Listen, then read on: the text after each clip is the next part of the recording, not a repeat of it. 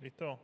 Bueno, buen día a todos. En primer lugar, contarles que por disposición del director de ARCA, Juan Paso, y el director de la DGI, Andrés Vázquez, se van a eliminar 695 cargos en la Dirección General Impositiva, creados gran parte de estos cargos durante el gobierno anterior, y es aproximadamente un 27% de la estructura de esta dependencia. Se van a suprimir 33 cargos en la sede central de la DGI y 88 en la subdirección de grandes contribuyentes. Esto es lo más representativo. También se eliminaron 38 receptorías y oficinas de atención, cuyos trámites podían hacerse en un 90% por la web y que casualmente las mismas se abrieron en municipios afines al gobierno anterior, durante el gobierno anterior, como la de Hurlingham, la de Merlo, la de La Matanza, la de José Cepaz, la de Quilmes, la de Florencio Varela y la de Berazategui. Estas van a ser eliminadas. Había casos como el de la localidad de Huinca Renancó, en que las personas con cargo, o sea, cobrando salarios cuantiosos, tenían el tedioso trabajo de atender 2 consultas por día. El promedio de atenciones de los restantes 36 cargos no fue muy superior. Atendieron en promedio 8 consultas por día. Y el promedio está hecho sobre días hábiles, por supuesto. También nos encontramos, voy a tratar de, si funciona, pasárselos para que lo vean y para que todos puedan verlo. Un gimnasio con cintas para correr, bicicletas, máquinas, mancuernas, etcétera. Todo un gimnasio, como podrán ver ahí, equipado, que era utilizado exclusivamente por la cúpula directiva de la extinta FIP por los gobiernos anteriores. Por supuesto que esto también es eliminado y vamos a transformar este tipo de espacios en lugares que sean de mayor utilidad para el organismo, más que para que los funcionarios hagan deporte o hagan gimnasia. La verdad que una verdadera vergüenza. Desde el inicio de la gestión hasta el 31 de marzo se van a efectivizar, o se estuvieron efectivizando y se van a terminar de efectivizar los retiros voluntarios y el resto de las desvinculaciones. Y se va a terminar reduciendo la planta en 2.815 personas. Solo a título de dato de color, desde el año 2001, que no se modificaban estructuras en la extinta FIP, en lo que hoy denominamos ARCA. Cabe destacar que en el marco de la reestructuración que empezó en octubre del año pasado, con el fin de que en la vieja FIP, en la ex AFIP, el titular de la cartera y sus directores dejaran de cobrar la llamada cuenta de jerarquización, por lo que el primero, el titular de la agencia, cobraba más de 30 millones de pesos y los segundos más de 17 millones de pesos. Ustedes recordarán cuando anunciamos esto, ese fue el inicio de toda una reestructuración que teníamos pensada y que seguiremos aplicando de aquí hacia adelante. Por supuesto que, como decimos siempre, la motosierra es infinita y no se detiene. En otro orden de cosas, contarles que Argentina rompió récords históricos en exportación de carne vacuna, luego de superar en 2024 las 935.000 toneladas exportadas. Es la primera vez en 100 años, en un siglo, que se supera la barrera de las 900.000 toneladas. El anterior récord fue de 981.000 toneladas que se había alcanzado en el año 1924, hace exactamente un siglo atrás. El crecimiento del año pasado implica un incremento del 10% del volumen y un 9% en los valores respecto al año anterior, o sea, respecto a 2023. De la producción del 2024, el 29,4% se exportó a 53 mercados internacionales, 11 más que el año previo, que habían sido 42. Algunos de ellos, de los mercados relevantes donde se ha exportado carne, ha sido China, la Unión Europea, Israel, Estados Unidos y Chile. Todos ellos incrementaron sus compras, como es el caso, por ejemplo, de Estados Unidos, que incrementaron sus compras en un 45%. Además, las exportaciones de cortes congelados en volumen subieron un 10%. Para impulsar aún más, por supuesto, el excelente desempeño del sector, hoy se eliminó la prohibición de exportar ganado en pie, una medida que estaba vigente desde 1973 y que en 50 años a nadie se le ocurrió modificar o nadie quiso modificar. Esta medida va a abrir, por supuesto, nuevos mercados, va a alentar la competencia, va a favorecer el libre mercado. Unos 92 países permiten la exportación de ganado en pie, o sea que si uno toma los países ganaderos, claramente son la gran mayoría las que permiten este tipo de operaciones o de exportaciones. Mientras algunos asfixiaban a la industria de carne con restricciones absolutamente insólitas y conocidas, por supuesto, por todos ustedes, como la prohibición de exportar vacío, asado, matambre y nalga por considerarlos cortes populares, este gobierno trabaja para retirar cada uno de los obstáculos que ahogan las fuerzas productivas. Por otro lado, recordar que hace un año se aprobó la resolución que permitió la llegada de nuevas empresas de telecomunicaciones a la Argentina, como la reconocida Starlink. Desde entonces se instalaron miles de equipos en Argentina y miles de argentinos de localidades alejadas de las grandes ciudades lograron tener conexión a Internet de alta velocidad. Algo impensado bajo la antigua legislación diseñada por la política y los empresarios prebendarios. Este es el beneficio de la libertad de competencia en los rubros de comunicaciones, así que les deseamos que sigan teniendo éxito y en el caso puntual de Starlink que siga avanzando con todos los servicios que pueden brindar aquí en la República Argentina.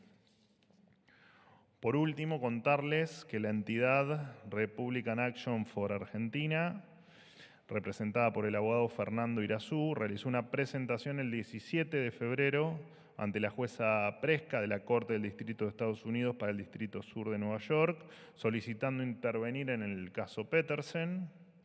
El gobierno argentino, a través de la Procuración del Tesoro de la Nación, presentó una respuesta en la que reitera su compromiso con que se investiguen los hechos que rodearon la adquisición de las acciones de YPF por parte de la familia Eskenazi. En este sentido, la respuesta expresa también la firme voluntad de este gobierno en colaborar con el gobierno de los Estados Unidos en cualquier investigación que pueda arrojar luz sobre los hechos y circunstancias que rodean este asunto, sin que ello implique abandonar sus planteos en el sentido de que los tribunales estadounidenses no son el foro adecuado para resolver las pretensiones de los demandantes en este caso. Quien estará a cargo de llevar adelante la estrategia de la defensa argentina en este caso es Juan Ignacio Estampalija, subprocurador del Tesoro de la Nación. Este gobierno ha tenido que asumir la defensa del Estado argentino basado en hechos de los cuales ninguno de sus integrantes ha participado y en una etapa procesal además sumamente avanzada. Frente a esta situación heredada, continuará haciendo todo lo que está a su alcance para buscar alternativas de solución que permitan, a pesar de la enorme dificultad que ello presenta, revertir la sentencia o mitigar su impacto. La República Argentina continuará haciendo uso de su derecho de legítima defensa y agotando instancias judiciales en pos del bienestar de todos los argentinos. Bueno, hasta aquí lo mío, los escucho. ¿Qué tal? Buen día, Manuel. Miguel Nicolich. Hola, Miguel, ¿cómo andás? ¿Qué tal, Manuel? Para Radio Rivadavia. Más allá de que el juez Ariel Lijo consiga su licencia, ¿cuál considera el gobierno que sea el momento oportuno para someter en el Senado el aval para que comience a ejercer sus funciones en el alto tribunal tanto el doctor Ariel Lijo como Manuel García Mansilla? La otra pregunta, si me permitís, es, en el caso de que fuese rechazados, ¿el ¿El gobierno tiene un plan B? ¿Cuál sería? Y además, ¿es cierto que consideran la posibilidad de que el año próximo, nuevamente por decreto, prolonguen sus funciones? Muchas gracias. Bueno, nosotros lo hemos dicho siempre, la instancia de nombrar jueces en comisión iba a estar siempre sujeta a que entendamos que la justicia podía tener algún tipo de inconveniente en su funcionamiento. Y entendemos también que prácticamente ha pasado un año desde la presentación de los pliegos y que, habiendo pasado todas las instancias necesarias, no se ha logrado que el Senado apruebe efectivamente los pliegos o que le dé curso a los pliegos, lo cual nos apena mucho y entendemos que efectivamente era el momento de nombrarlos en comisión, como ustedes bien saben, en tanto y en cuanto dure el periodo legislativo ordinario. Por lo tanto, el resto del proceso que tenga que seguir en la Cámara de Senadores es un tema que sigue siendo responsabilidad de la Cámara de Senadores, no entendiendo bien las razones, habiendo cumplido con los requisitos técnicos y de idoneidad, que haya ocurrido lo que ocurrió, porque en definitiva no estamos hablando de cuestiones partidarias, estamos hablando de cuestiones técnicas y de idoneidad, quienes o las cuales están cumplidas de sobremanera por ambos. Bueno, de hecho uno de los dos llegó a tener dictamen, así que simplemente es la decisión del presidente de avanzar y de que la justicia sea, en el caso de la Corte Suprema, con la importancia que reviste el máximo tribunal, por supuesto, de tener a todos sus miembros después de, te repito, casi un año sin que esto avance como corresponde en el Senado. Así que veremos cómo se siguen desenvolviendo los hechos. No hay mucho más no hay futurología para hacer acá. O sea, el gobierno apunta directamente a que sea la propia Corte la que determine que ejerzan sus funciones los doctores Lijo y García Mansilla. ¿Pero por qué no irían a hacerlo? En el caso de que no lo apruebe el Senado. Bueno, pero eso, a ver, te repito, los jueces están designados en comisión y esa es la decisión del presidente y es lo que está ocurriendo, digamos. Y se seguirán los pasos legales que se requieran para que esto efectivamente sea así. No hay mucho más para aclarar. Después de, te repito, de un año que el Senado, teniendo pliegos de 2 personas que cumplían con los requisitos técnicos y de idoneidad, no han logrado avanzar. Y por supuesto está dentro de las atribuciones constitucionales del presidente, ¿no? Está de más aclararlo. Jaime. Hola Manuel, ¿cómo estás? Jaime Rosenberg, del Diario de la Nación. Consultarte por la votación de días atrás en las Naciones Unidas, la abstención argentina en la condena a Rusia. Escuchamos las explicaciones del canciller, pero quería saber si, bueno, hubo alguna comunicación del presidente con su par de Ucrania, Volodymyr Zelensky, para, bueno, transmitirle o informarle el porqué de esa votación, el porqué de esos votos, que claramente perjudica a Ucrania en su pelea con Rusia. Si pensás que las relaciones con Ucrania y con la Unión Europea se resienten por este voto. Y una cosa agregada de otro tema es si nos podés explicar las razones por las que el presidente hace un decreto designando en comisión a Alex Oxenford como embajador en Estados Unidos, tomando en cuenta que su trámite está en el Senado, digamos, está corriendo en el Senado con los plazos del Senado, digamos. Gracias. Estuviste bien aclarando con los plazos del Senado, ¿no? Bueno, no se comunicó con su par ucraniano. Lo que te puedo decir es que nosotros siempre tuvimos como prioridad, en el caso de la invasión de Rusia en Ucrania, la paz por encima de cualquier otra cuestión. Y lo cierto es que nos parecía que la mejor manera de intentar la paz, que hasta ahora no se había logrado, más allá de todos los esfuerzos que se habían hecho, que efectivamente la resolución de Estados Unidos era una oportunidad para intentar avanzar en esta línea y terminar con el dolor en fin, de un montón de gente que está sufriendo desde hace mucho tiempo. Así que no es ni más ni menos que eso, y eso no implica absolutamente ningún resentimiento en la relación. ni con Europa ni con ningún otro país. Sí, fue simplemente eso, digo, no. Pero bueno, no sé si quedó. ¿Cuál era la otra pregunta? Perdóname. Designación de Oxenford por decreto, en comisión, digamos, tomando en cuenta que, bueno, tiene que ir al Senado, explicar, debería, según los pasos legales, ¿no? Bueno, él, Alec Oxenford ya entiendo que había tenido reuniones con algunos senadores y entiendo también que el presidente, en búsqueda de la celeridad y de que efectivamente en extraordinarias no pudo ser tratado, tengo la enorme. Uno de los grandes placeres fue haberlo conocido bien a Alec Oxenford y la verdad es que cumple con absolutamente no solo todos los requisitos de idoneidad, de capacidad y de trabajo, sino que además es una excelentísima persona.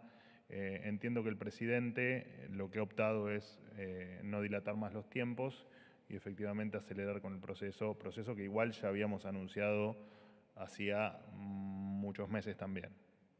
¿Cómo estás, Manuel? Pablo Lapuente para Letra P. ¿Cómo andas? ¿Bien? Muy bien, ¿vos? Bien. Te quería hacer una consulta también casi a 2 semanas de que se conozca el caso Libra. Si ya tienen determinado quién será finalmente el abogado del presidente, si va a ser Mariano Cunio Libarona, como se estimó, se rumoreó en algún inicio, o si será alguien también del estudio de abogados en el que él trabajó. Y déjame hacerte una pregunta también sobre este mismo caso. Hoy se conoció en el boletín oficial la designación de la jefa de gabinete del Ministerio de Justicia al frente de la UTI, que tiene que investigar esto, si les parece suficientes garantías de transparencia que una funcionaria investigue al presidente. Y por otro lado, también ayer se conoció una noticia en el Congreso, una reunión en la que supuestamente se iba a limitar el acceso a la prensa y a los fotógrafos en la Asamblea Legislativa, si esto es así y quién dio la orden. A ver, empiezo por el final. Entiendo que no es así, pero todavía lo cierto es que estamos haciendo las avanzadas, que es el procedimiento habitual que se hace en todas las presencias del presidente, pero bueno, especialmente en una de tamaña envergadura como tiene la apertura de sesiones ordinarias.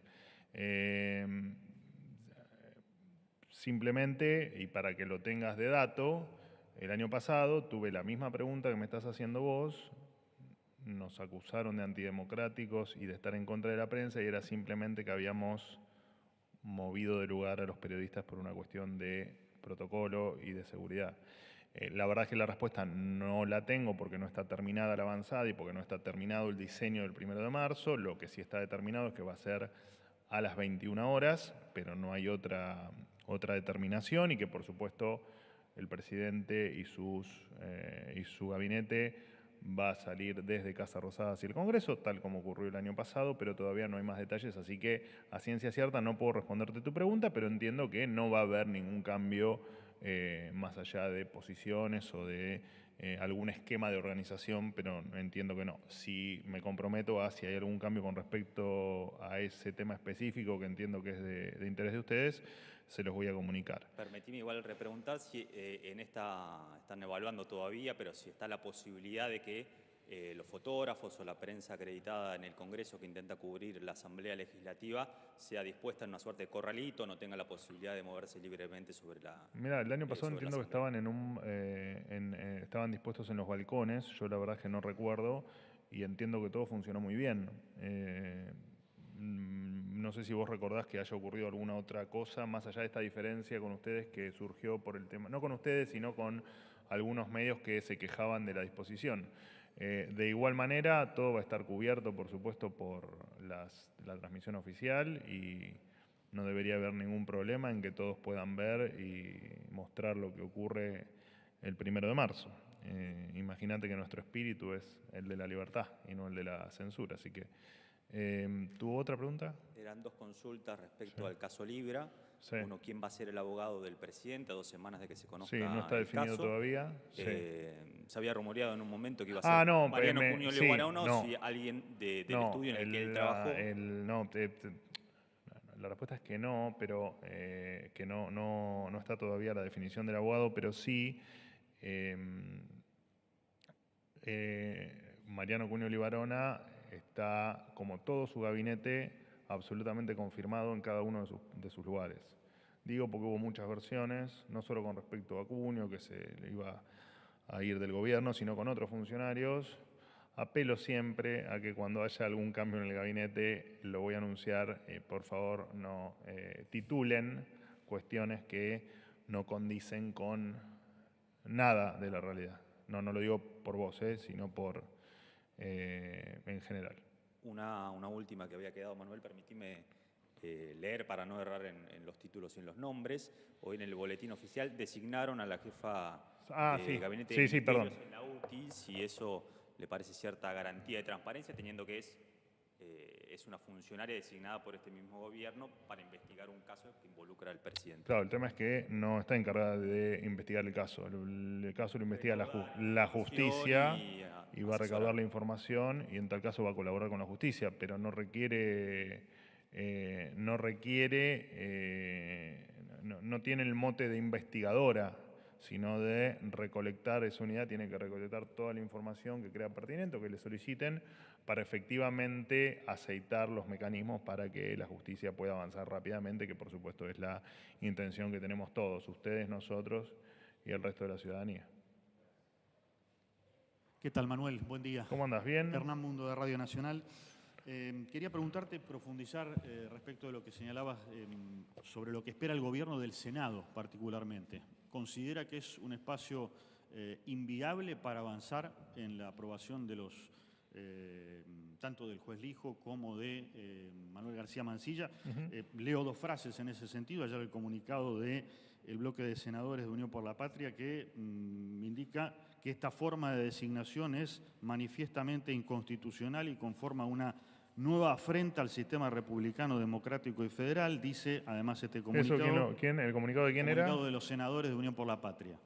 Y que el presidente comete un ejercicio arbitrario de las facultades del Poder Ejecutivo y que además pretende la impunidad ante hechos de flagrancia de público conocimiento. Pero más allá de lo que dice Unión por la Patria, también hay senadores del PRO, la senadora Tagliaferri, que dijo que la decisión del Ejecutivo de nombrar por decreto a los nuevos integrantes de la Corte es absolutamente dañina, dice, para el país, y esto genera incertidumbre e inseguridad jurídica. Digo, con estas expresiones de senadores de dos espacios diferentes, ¿el gobierno cree que es posible o considera ya que es una vía inviable la de la aprobación de ambos jueces para integrar la Corte?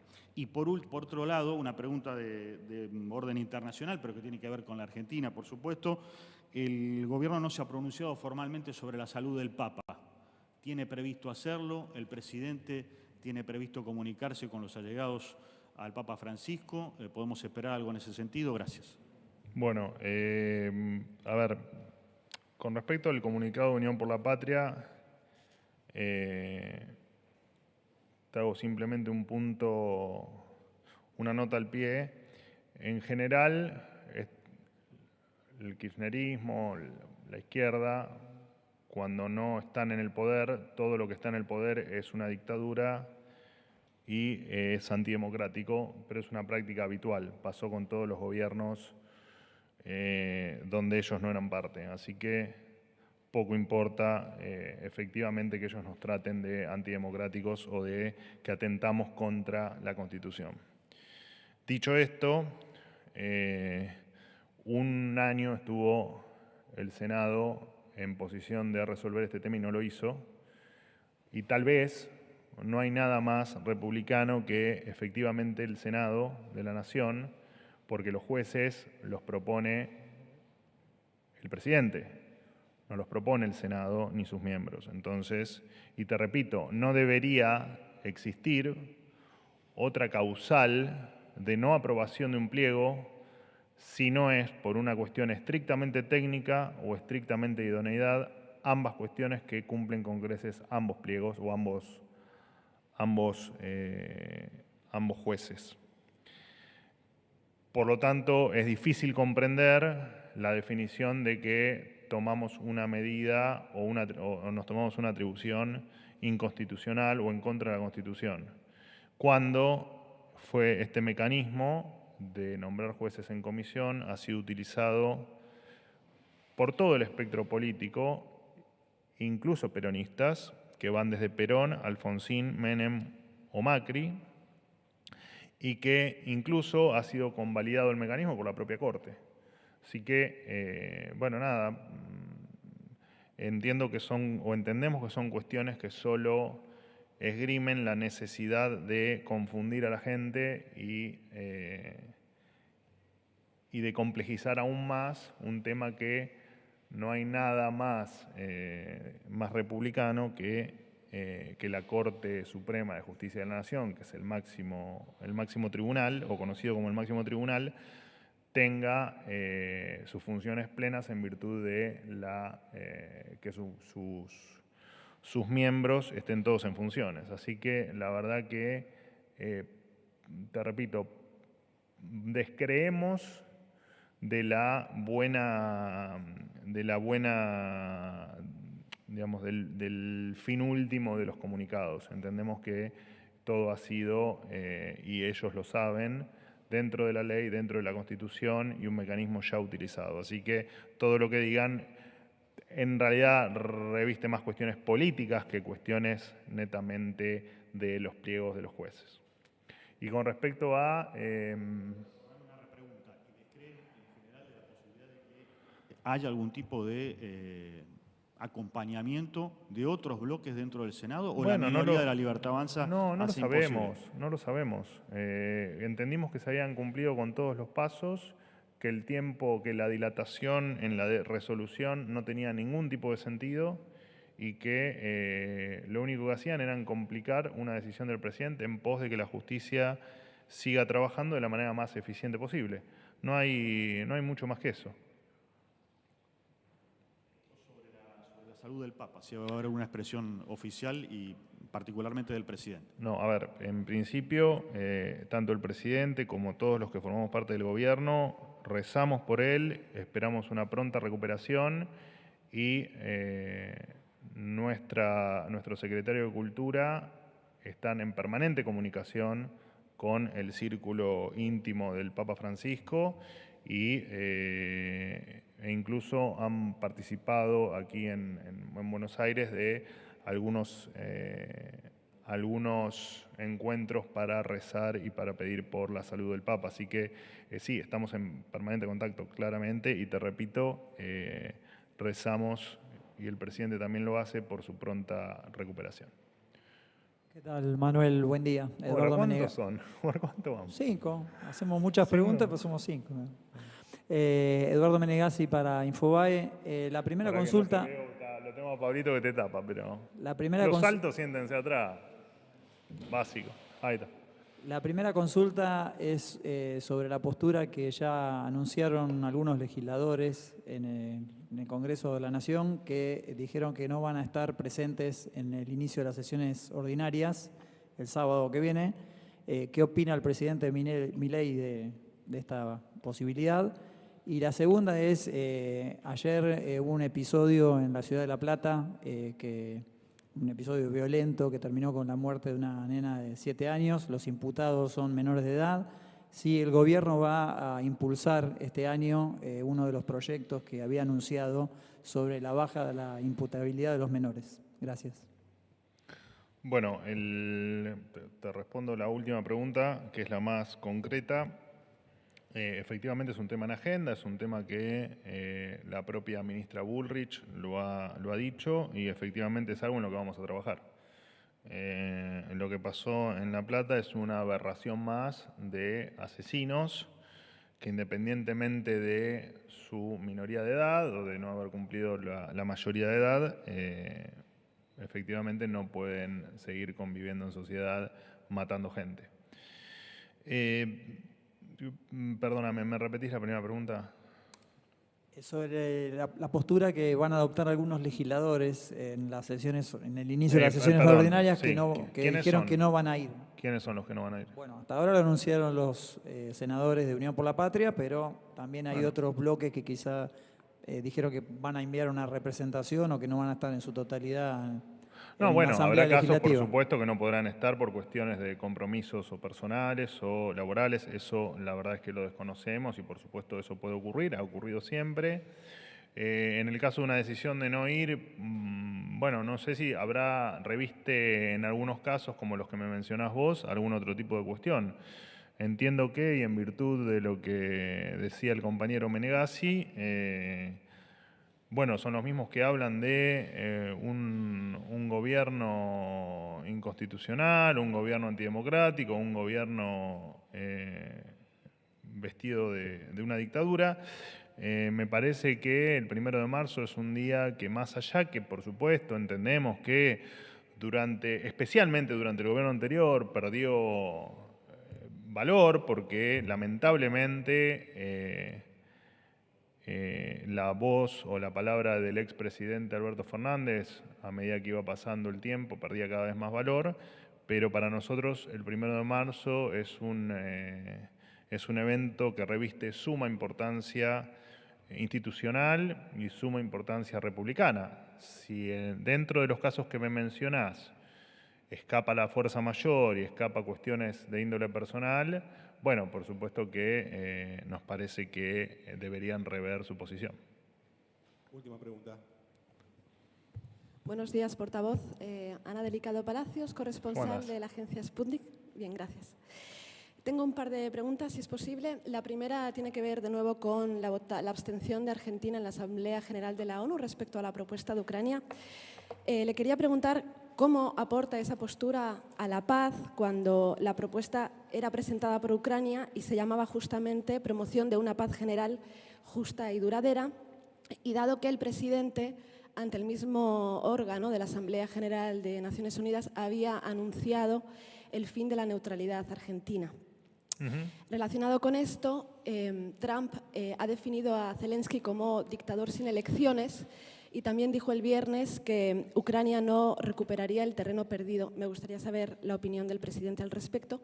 Y dos muy cortitas. La primera es si el presidente piensa asistir al acto de asunción del presidente electo de Uruguay, que es este sábado, pero es se celebra horas antes de la celebración del periodo de sesiones ordinarias del Congreso, por si diera tiempo. Y la segunda es si, dado el impacto internacional que ha tenido el caso Libra y la polémica que se generó a partir de la aparición del presidente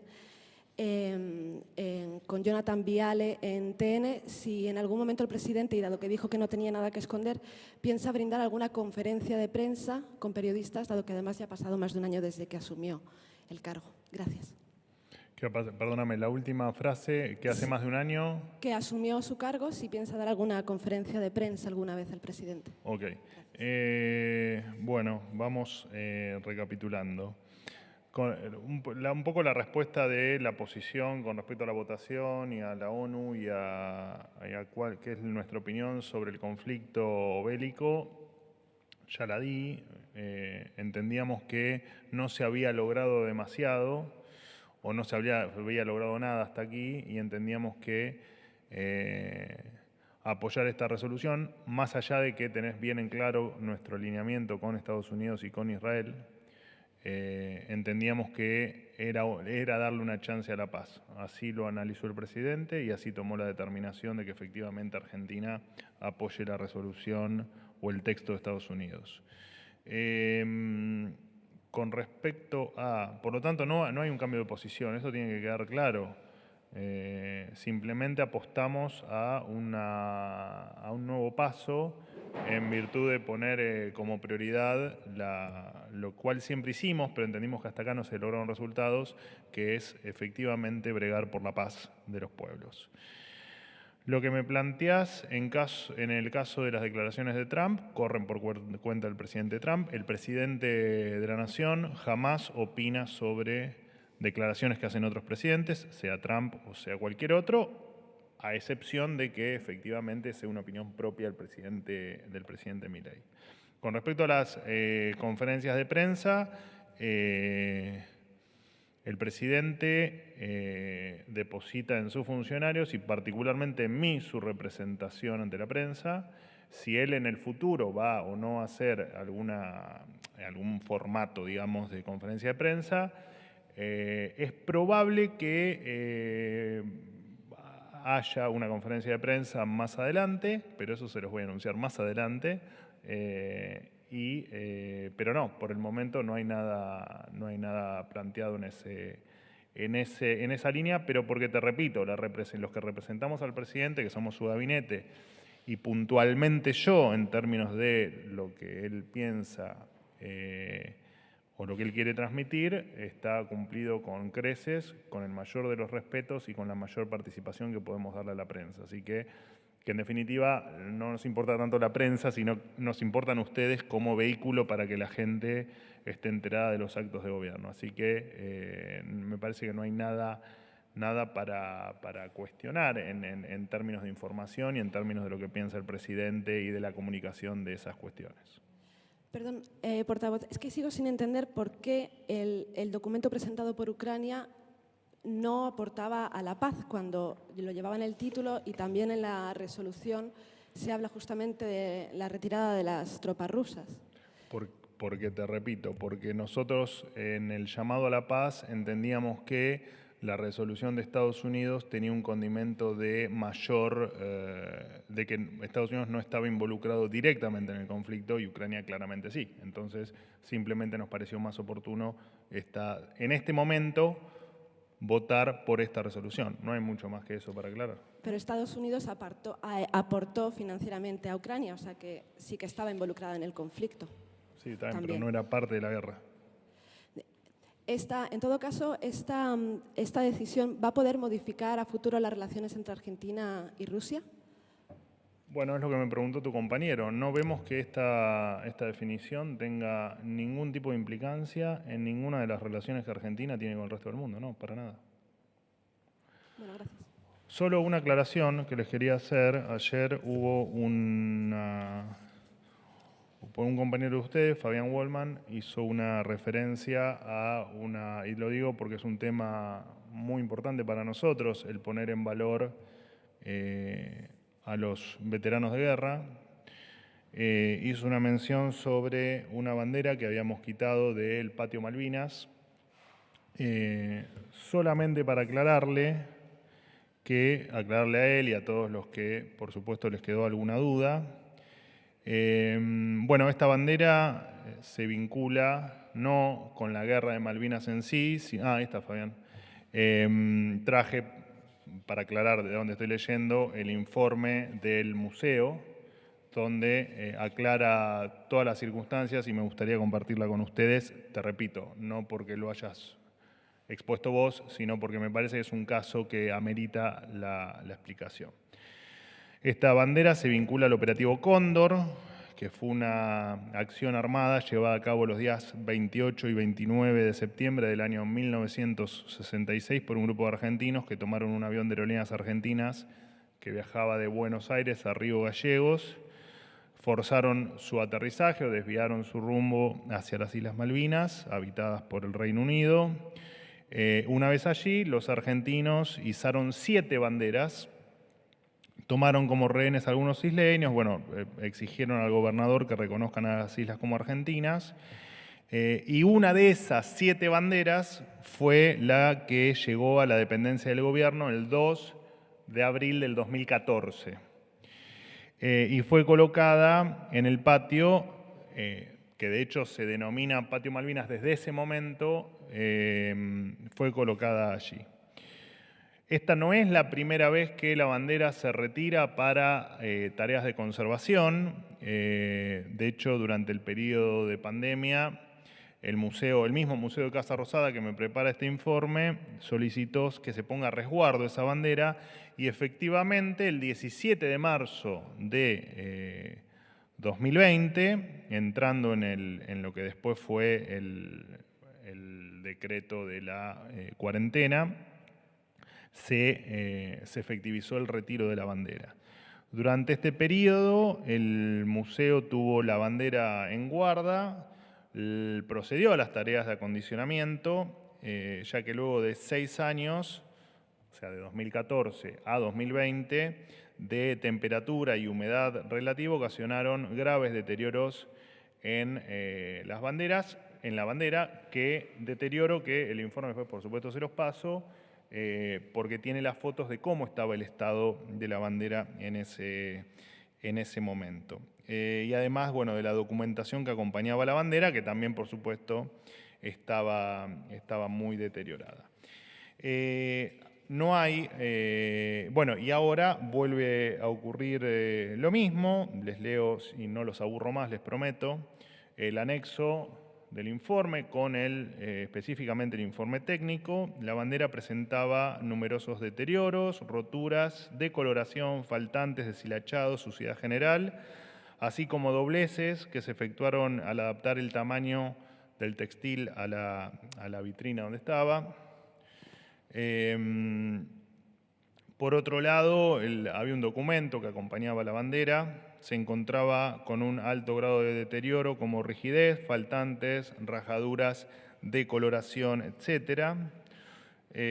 Todos estos fueron producidos, según el análisis que hizo el propio museo, por la sobreexposición a la luz solar directa, cambios de temperatura y por la fuerza que realiza el textil al exponerse de forma vertical como estaba o como estuvo parte del tiempo allí en el patio Malvinas. Bueno, les decía, el documento que acompañaba la bandera está en un estado desfavorable, presentando roturas, rigidez, oxidación, y este se encontraba sujeto mediante ganchos metálicos al textil, lo que eso implica un grado de deterioro incluso mayor. Y bueno, efectivamente el museo toma la decisión de retirar la bandera por considerar que el daño podía llegar a ser irreversible. Bueno, en el mismo documento, no se los voy a leer para no seguirlos aburriendo, después la análisis se los puede acercar. Está el proceso que se le va a realizar a la bandera y, bueno, nada, la bandera después se estimará si, por cuestiones propias del patio Malvinas y de la intemperie, o que le da el sol directo en realidad, que es lo que más remarca el informe técnico, si efectivamente la bandera debe seguir estando ahí o no. Eso es una evaluación que hará el propio museo y no directamente nosotros. Solamente una aclaración más y con esto termino. El puerto Stanley, al que Fabián hace referencia en su tuit, se llama Puerto Argentino, en consonancia con nuestro reclamo por la soberanía de las islas. Bueno, sugerimos a todos que, como es un tema que todos defendemos la soberanía de las islas, que efectivamente se hagan cuando uno nombra cuestiones, se haga con propiedad. Muchísimas gracias.